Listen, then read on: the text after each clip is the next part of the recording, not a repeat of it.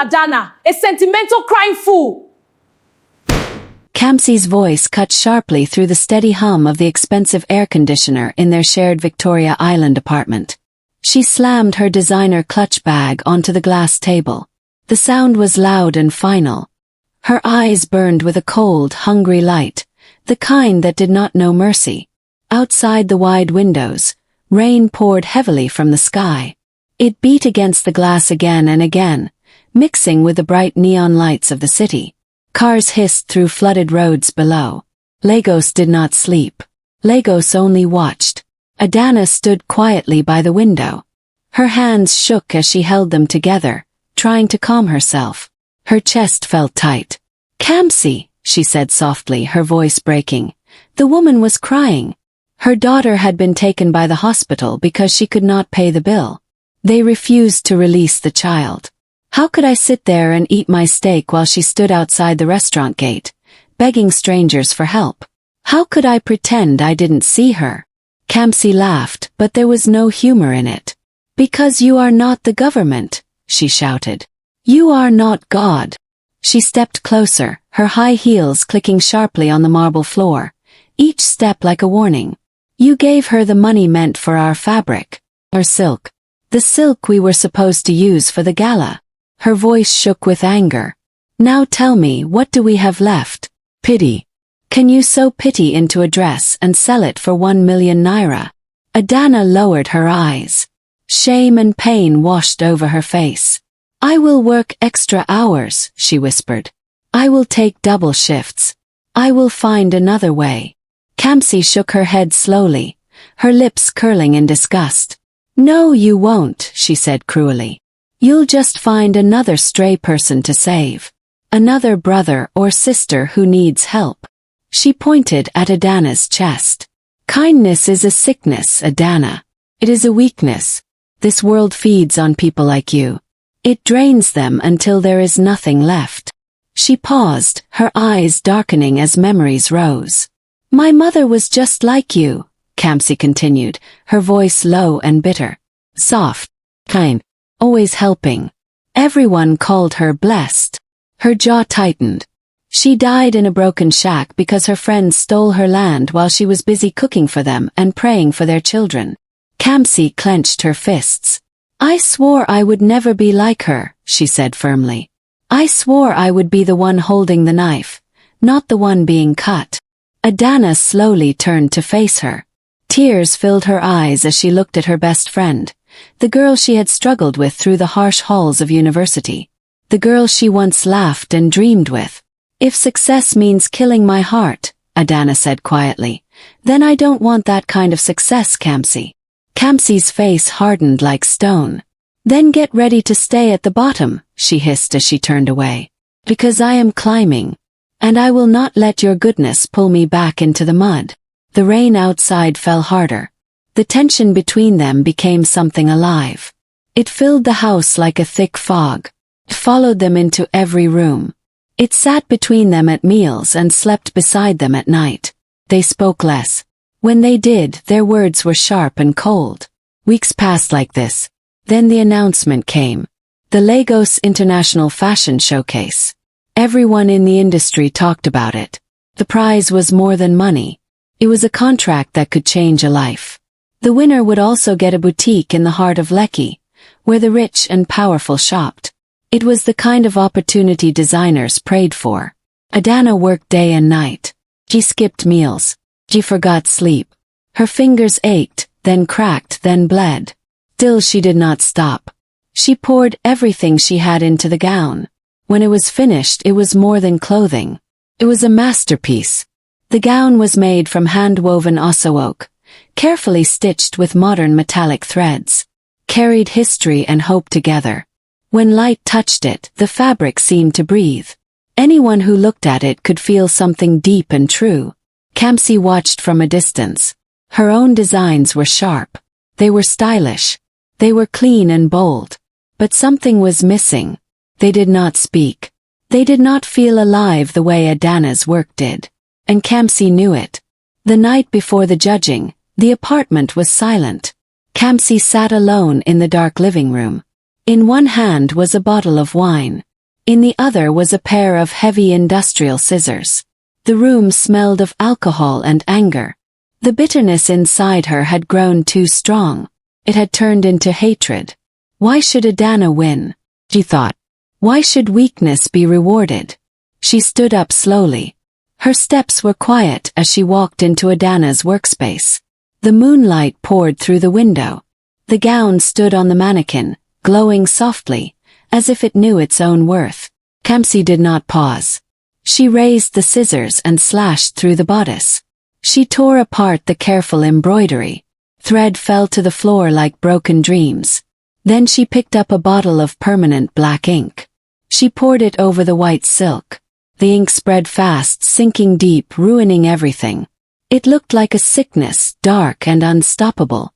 When she was done, she left the room without looking back.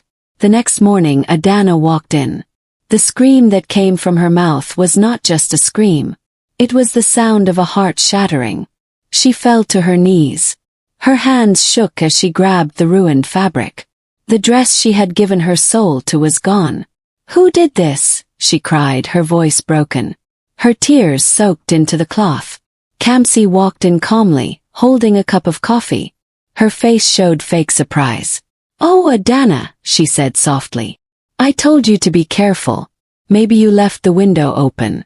Or you forgot to lock the door." He shrugged. "This city is full of jealous people. Maybe this is a sign. Maybe you are not ready for this level of competition." Adana slowly lifted her head. "You," she whispered. "You were the only one with the key." Kamsi's eyes darkened. "Are you accusing me?" she asked quietly. Her voice was low and dangerous. "After all I've done for you." She stepped closer. "Your foolish kindness is now turning into madness," she said coldly. "Look at you. You're a mess. You're finished." Adana stayed on the floor, holding the destroyed gown. Kamsi won the showcase. With Adana disqualified and deeply broken, Kamsi's so-called sharp business ways pushed her straight to the top. The victory came fast, and so did the changes. She packed her things and moved out of their shared apartment, leaving all the rent debt behind for Adana to struggle with alone. Kamsi did not look back. Her brand, Kamsi Couture, quickly became the talk of the town. Fashion blogs praised her. Rich people invited her to private events. Her name began to open doors that were once locked. She surrounded herself with the elite, men and women who loved power, status, and money more than peace or kindness. Soon, she partnered with a rich and heartless socialite named Toke. Together, they ran the company like a machine with no feelings. They squeezed every kobo they could from their workers. Staff were overworked and underpaid. A single mistake meant salary cuts. Complaints were met with insults. Kamsi became known for her cruelty. She mocked poor people openly on social media. She laughed at suffering. She spoke about kindness as if it were a disease, something dirty that should be avoided at all costs. People feared her, but they also praised her success. And that praise fed her pride. One hot afternoon, as traffic crawled through the city, Kamsi spotted a familiar face at a bus stop. It was Adana. Adana looked thin and tired. Her clothes were faded and worn. She carried a heavy bag filled with local fabrics, pressed tightly to her side. Sweat ran down her face as she waited patiently. Kamsi slowed her Mercedes and rolled down the window. "Still playing the martyr, I see." Kamsi laughed. The sound was harsh and unpleasant. "I'm opening my third store tomorrow. How many thank yous have you collected today? Can you pay your bus fare with God bless you?" Adana looked up slowly. She wiped the sweat from her forehead. "I have my peace, Kamsi," she said calmly. "Do you have yours?" For a brief moment, Kamsi's smile disappeared.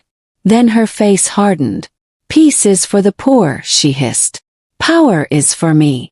She drove off quickly, her car splashing dirty water all over Adana's only good pair of shoes. Adana stood there in silence as the car disappeared into traffic. But the city was watching. Toke, her business partner, was far more ruthless than she appeared. While Kamsi focused on fame and pride, Toke was quietly working in the shadows. She forged Kamsi's signature on important papers. She signed documents that slowly moved all the company's debts onto Kamsi alone. At the same time, the profits were secretly sent to offshore accounts, far away and hidden.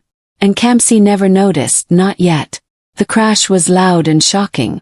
The tax officers raided Kamsi Couture. Millions of naira were missing.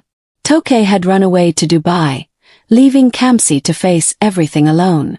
In less than a week, Kamsi lost everything. Her cars, her penthouse, and her designer bags were all taken away. Kamsi tried to call her friends. "The number you are calling is not available," the cold machine voice replied, as if it was mocking her. She went to the houses of the rich people she had once hosted and entertained. The gates stayed closed. "Madam says she does not know any Kamsi," the security guards told her. Hungry and very tired, and wearing a torn dress, Kamsi walked through the same streets where she had once mocked Adana. Her legs gave way, and she collapsed near a small, brightly lit shop. The sign above the door read, "Adana's Grace." A man stepped out of the shop. He wore a neat suit and looked successful. He saw Kamsi lying by the roadside and stopped. He was the brother of the woman Adana had helped years ago. He had grown into a successful lawyer and had helped Adana start her business as a way to say thank you. At first, he did not recognize Kamsi. "Madam, are you okay?" he asked. Before she could answer, Adana walked out of the shop. The two women stared at each other. No one spoke. The silence felt heavier than the hot Lagos air. Kamsi looked like a shadow of who she used to be. Empty, bitter and broken. "Adana," Kamsi said in a weak, rough voice, her pride finally breaking. "I have nowhere to go. They took everything. Please, for the sake of the girls we used to be." Adana walked toward her. Her face showed no emotion. She looked at Kamsi's shaking hands, the same hands that had destroyed her dreams. "When I was down, Kamsi, you didn't just walk past me. You stepped on me," Adana said. Her voice echoed in the quiet street. "You told me the world rewards sharpness. You told me kindness was a lie. I was wrong. Please," Kamsi cried, reaching out for Adana's hand. Adana pulled her hand away. "I forgive you, Kamsi. I truly do," she said calmly. "But forgiveness does not mean I will allow you back into my life to destroy it again. My kindness is for people who respect it, not for people who use it as a weapon." Adana turned to the man standing beside her. "Call her an Uber to the village," she said. "I will pay for the ride. Give her enough money for a meal.